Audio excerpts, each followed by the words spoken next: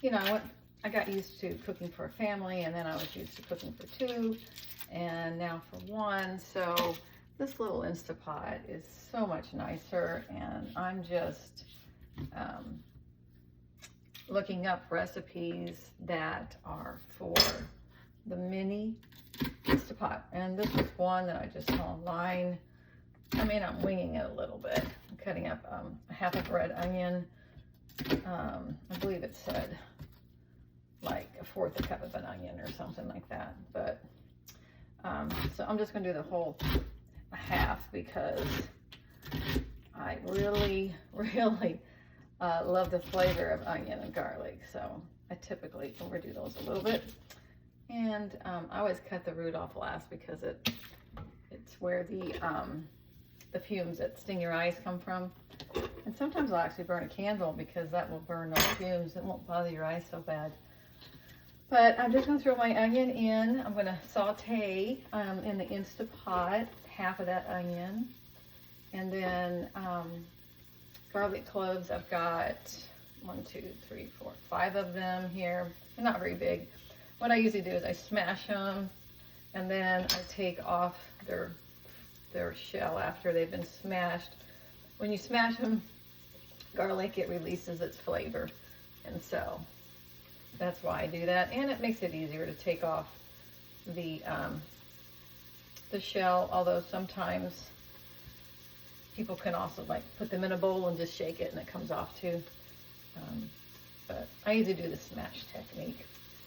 I like to get my hands on my cooking. So I like fresh garlic. I don't like to use any substitutes usually, unless I'm making like a dry rub or something. And that's the only time I would use a powder. And I know they make them in the store pre-done, but they're just not as flavorful and fresh as fresh. So it makes a difference. And I just chop them up.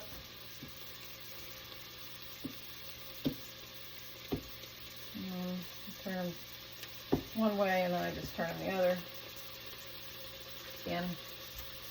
And I just go with the other like this. Just a quick work of it. To me, it's worth doing it fresh. And I don't mind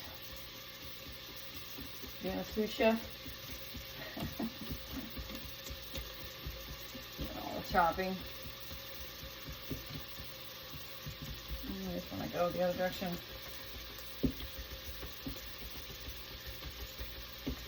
And the reason I saute the onions and the garlic first, it just helps it release its flavor before you get started, you know. And so I got that going on. And I'm going to get a spoon just to kind of stir it up. I didn't put any oil in here. I try to cook pretty healthy. But you can see how cute this Instapot is. It's so small. So I've got that going on, and it smells amazing. And then I fire roasted some tomatoes. I just put them on my, I have a gas stove top. And I just kind of blistered them on there. I just get like a little blister from the fire.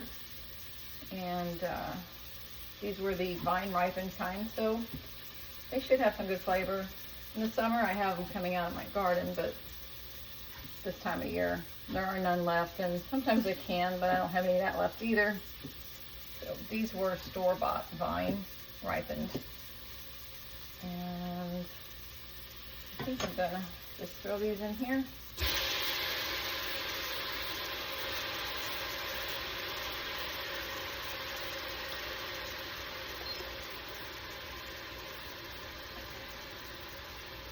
I'm turning off the saute because I'm going to change this over to pressure cook so that it'll cook the dinner fast tonight.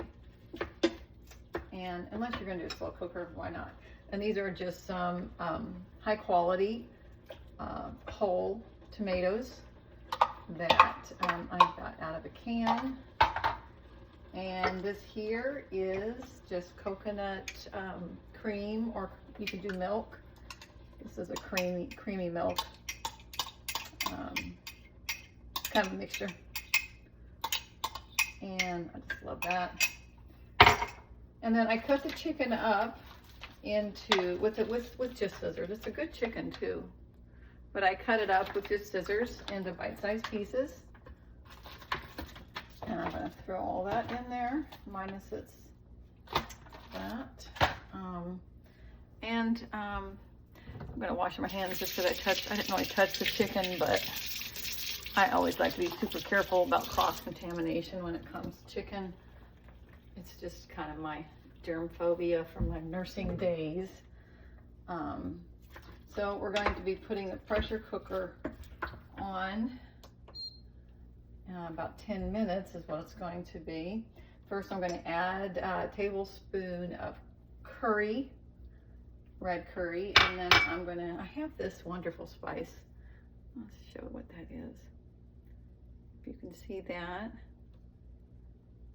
But it's Taste of Thailand, and I am going to put about a tablespoon of it in here. And it is going to add a lot of flavor here. Okay. And then I'm going to do a couple dashes of fish sauce. Right there. Oh, that's good because I love Thai cooking. And so I'm just going to add some of that. And it'll give some nice flavor. And then I'm going to squeeze one lime, half of a lime, I mean. And I'm going to leave another half of a lime and some chopped cilantro to put on the top of this. And I'm making jasmine rice on the stove.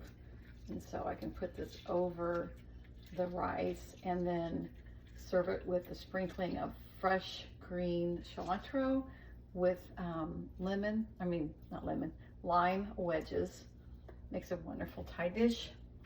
And I've never done it in the small Instapot before, but I'm sure it will be delicious. So I'm just going to stir it and get them all mixed up nice and good. This is one of those meals that you could set it and forget it if you want to do a slow cooker. You know, when you're traveling in the camper van, and then when you get there at your campsite, it'll be ready.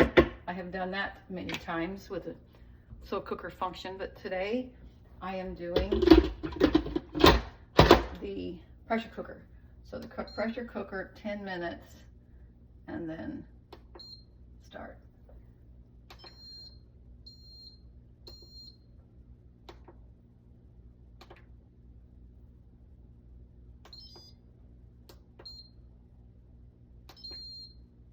There. Still kind of new to me because I'm used to my big one, but how cute is that little thing? Anyway, it's going to be enough just for me. I'll probably have even leftovers for tomorrow. And I'm thinking about freezing some things for the van. So I just thought I'd try cooking. I used to do Farm to Fork where I would cook on video and then send it to the class, and they really liked it. And so I thought, well, I'm laid up with my neck and I can't do a whole lot. Maybe show the type of meals that I'm going to cook for the van life. And so it's a van life meal. Quick and easy. Bon appetit.